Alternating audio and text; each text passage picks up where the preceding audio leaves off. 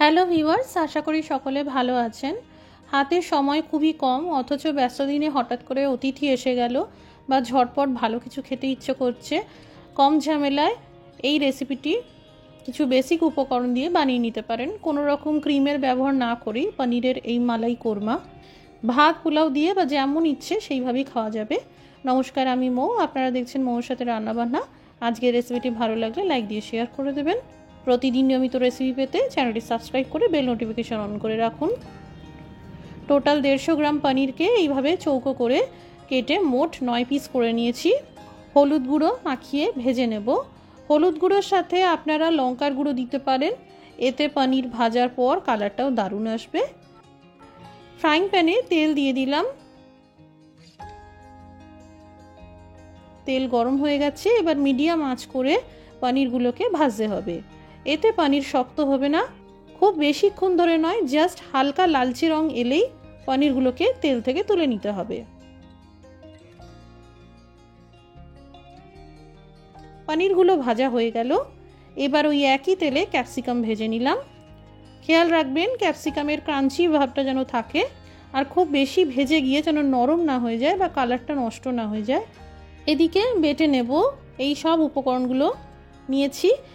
1 ইঞ্চি সাইজের আদা এরকম গোল করে কেটে নিয়েছি, 3টে কাঁচা লঙ্কা, গোটা 5-6 রসুনের কোয়া, আর কেটে রাখা 2টো টমেটো। এই রান্নায় পেঁয়াজের ব্যবহার হয় না, যারা পিওর ভেজ খেতে চাইছেন রসুনটাও বাদ দিতে পারেন।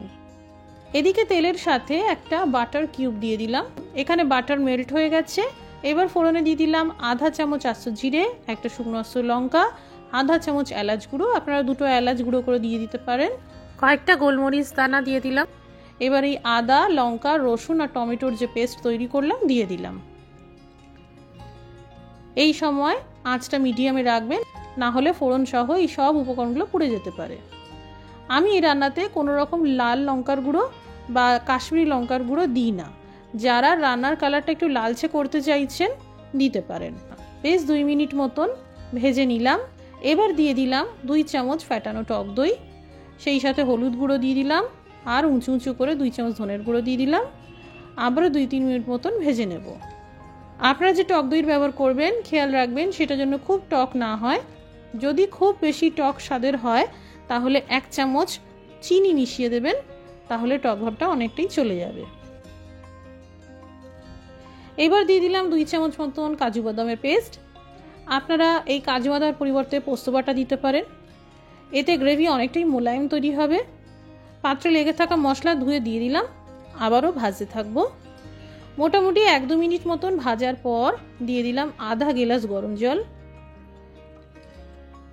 যারা ঝোল বেশি রাখতে চাইছেন জলের পরিমাণ বাড়িয়ে দেবেন। স্বাদ মতো লবণ দিয়ে দিলাম। কম আঁচে ঢেকে 2 মিনিট রান্না করব। এবার দিয়ে দিলাম ভাজা ক্যাপসিকাম, আধা চামচ গরম মশলার গুঁড়ো, আধা চামচ কাসুরি মেথি,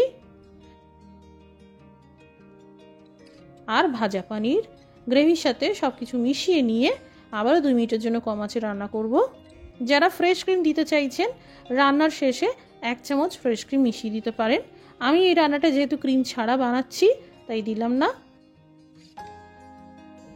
তৈরি হয়ে গেল নিরামিষ পনির মালাই কোরমা। খুবই কম সময় কম ঝামেলায় তৈরি করতে পারবেন। বাড়িতে বানালে আমাদের কমেন্ট করে জানাতে পারেন কেমন তৈরি হলো। আজকের রেসিপিটি দেখার জন্য অসংখ্য ধন্যবাদ। সবাই ভালো থাকুন, সুস্থ থাকুন।